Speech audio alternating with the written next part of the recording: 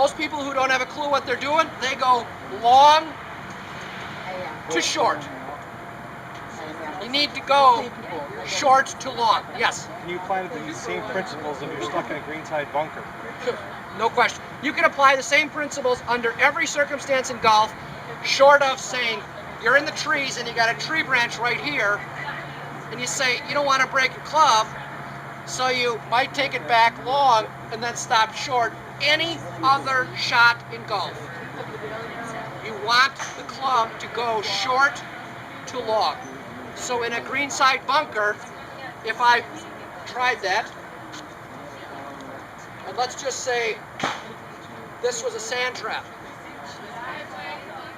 and people get in the sand trap, they're so nervous. It's like, oh my God, I'm gonna die in here. Well, no, you're not.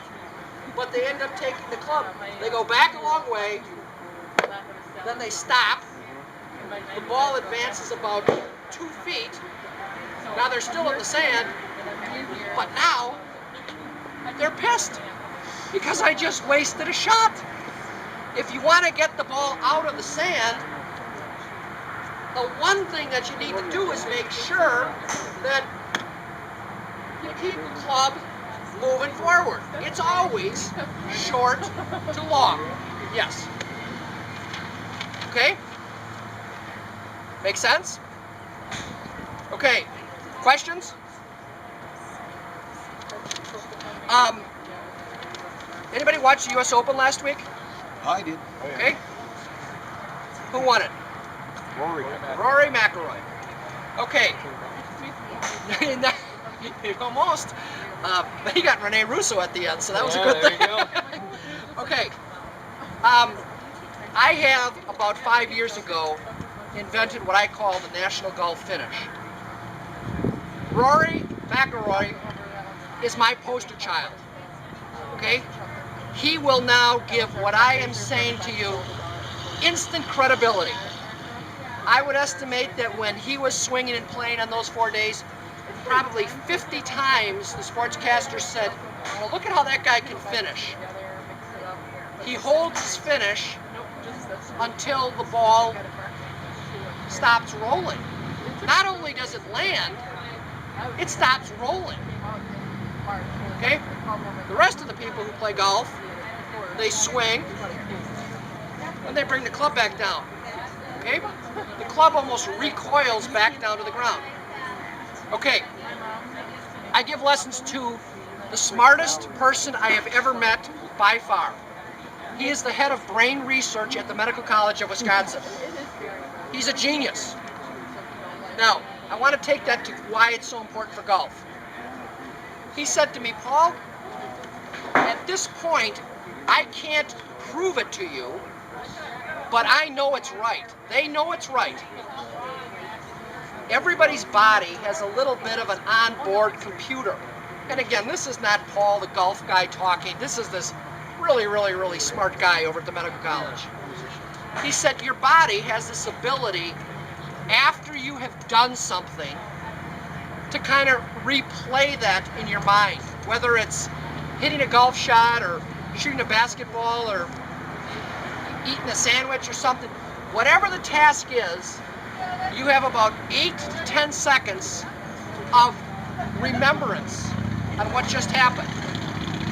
Now, once that 8 to 10 seconds closes, you can never get it back. It's gone forever. Okay? So, what's he getting at? So, a guy, one of us takes a swing, hits the ball.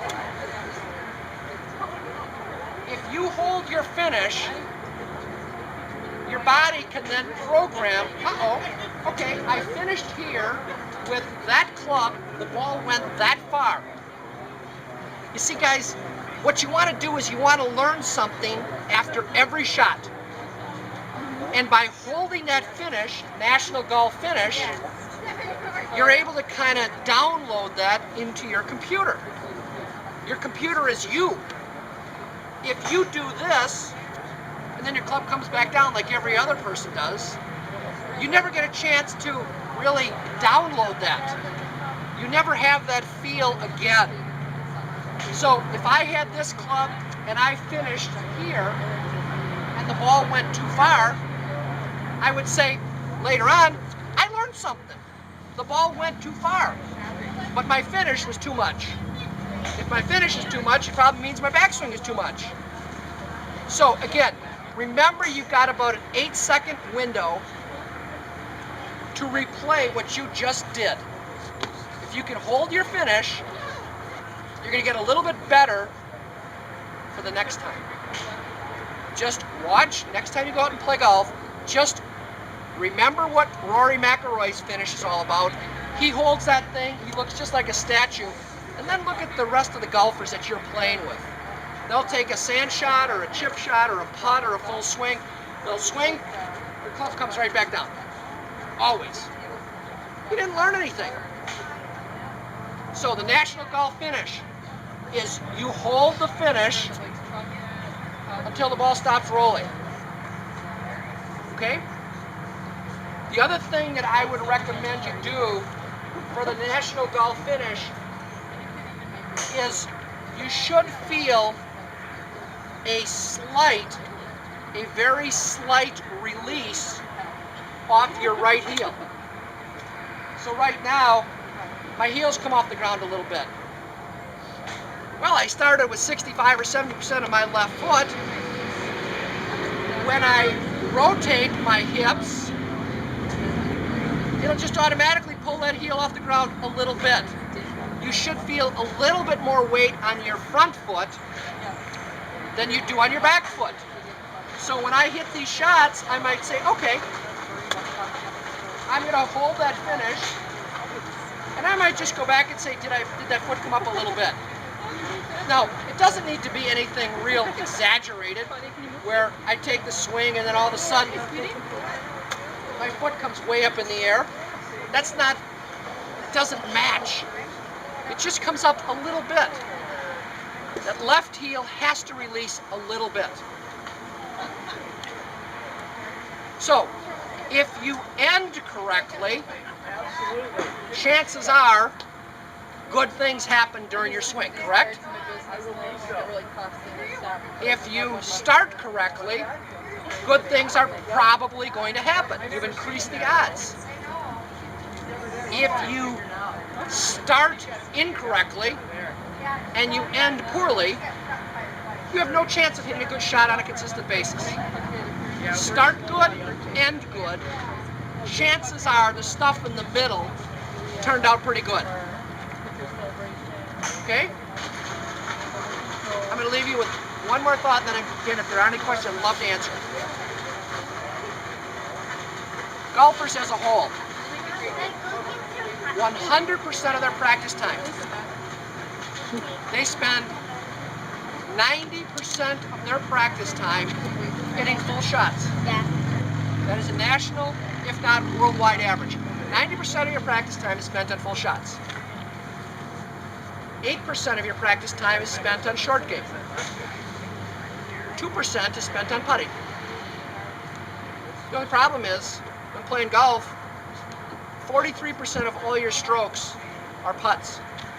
And we as a population spend 2% of our time on putting, 8% on chipping, or 8% on short game, 90% on full swings, and people never get any better. People in golf have not gotten better. Their handicaps have not gone down significantly in the last 20 years. That's just awful.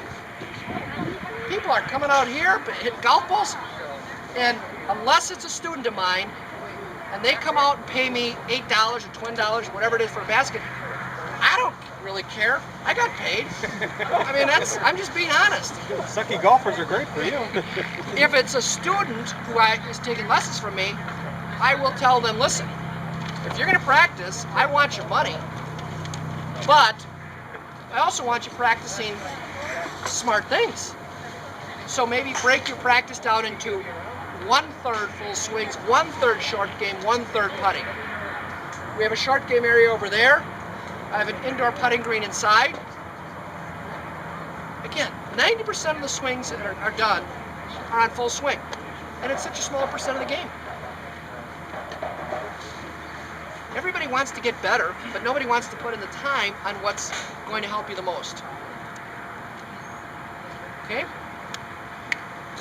Guys, any other questions? Excellent. Excellent. Guys, thank you. I really enjoyed it. Okay? Take your notes. Today, I know Paul, is the skills contest going on right here? Yeah, Okay? but as long as there's nobody here, you know. Do whatever, you guys, wherever you want to go. Thank you. Okay? Thanks again, guys. Thank Appreciate you, it. Paul. Good stuff. You're very welcome. You're very welcome. My pleasure. We're enjoying it. What? What do you want with our cardboard here? Just put it right in the pile. That's fine.